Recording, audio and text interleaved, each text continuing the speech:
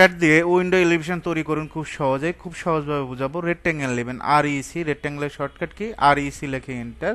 First point click, একদিকে 5 fit, অবশ্যই কমা দেবেন। হাইটটা দেবো 4 ফিট 6 ইঞ্চি। অফসেটটা 2 ইঞ্চি, ও লেখে এন্টার, 2 লেখে এন্টার। ইনসাইডে 2 ইঞ্চি হয়ে যাবে। লাইন নেবেন, সেন্টারে একটা লাইন, জাস্ট এই পয়েন্ট থেকে এই পয়েন্ট মিডে ক্লিক করবেন। যেহেতু 2 ইঞ্চি, অফসেটটা আমরা এদিকে 1, এদিকে 1 ইঞ্চি নিয়ে নিব। আর সেন্টারটা কি করবেন, সিলেক্ট করে ডিলেট। এখন আমরা এই অবজেক্টটা ট্রিম করে দেব। যে পাশে ট্রিম করবেন তার অপোজিট পাশে আর নিচে ট্রিম করে দিবেন।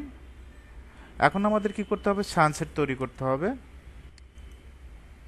এদিকে 6, এদিকে 6। একইভাবে অপোজিট পাশে কি আমরা এটা মিরর করে দিতে পারবো না? সিলেক্ট করবেন, MI লেখে এন্টার, মিড পয়েন্ট ধরবেন, অপোজিট পাশে মিরর হয়ে যাবে।